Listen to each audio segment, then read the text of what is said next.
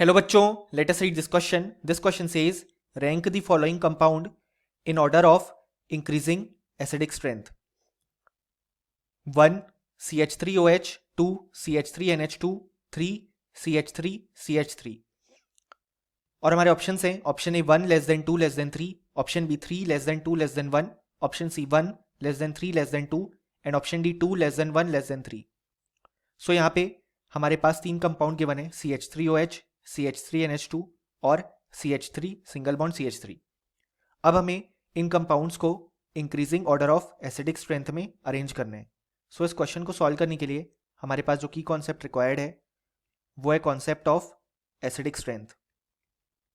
अब यहाँ पे जो कंपाउंड्स की एसिडिक स्ट्रेंथ होती है वो होती है directly proportional to the stability of conjugate base.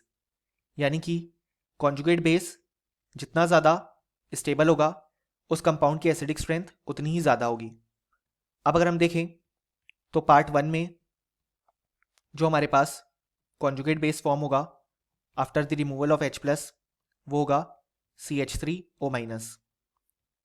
Part 2 में हमारे पास जो कॉन्जुगेट बेस फॉर्म होगा आफ्टर रिमूवल ऑफ H+ वो होगा CH3NH-. एंड पार्ट 3 में जो कॉन्जुगेट बेस फॉर्म होगा आफ्टर रिमूवल ऑफ H+ वो है CH3CH2-.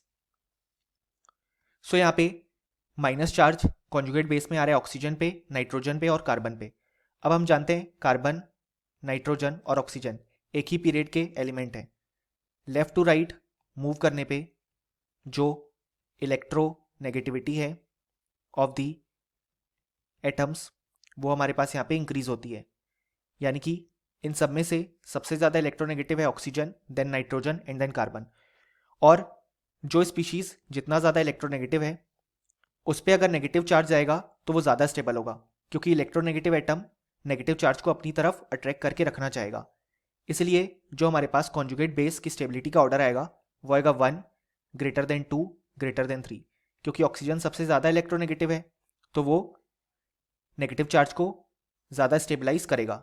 और जो ऑर्डर है हमारे पास कॉन्जुगेट बेस की स्टेबिलिटी का वही ऑर्डर होगा एसिडिक स्ट्रेंथ का, क्योंकि हम जानते हैं जितना ज़्यादा स्टेबल होगा कॉन्जुगेट बेस उतनी ज़्यादा होगी एसिडिक स्ट्रेंथ. अब अगर हम यहाँ पे अपने ऑप्शंस देखें तो जो करेक्ट ऑप्शन होगा वो होगा ऑप्शन बी, दैट इज़ 1 सबसे ज़्यादा, देन 2 एंड देन 3. और option A, C and D incorrect हो जाएंगे. सो फाइनली हमें बोल सकते हैं कि इस क्वेश्चन के लिए हमारे पास जो करेक्ट आंसर आ गया option B. Hope you understood it well. Best of luck.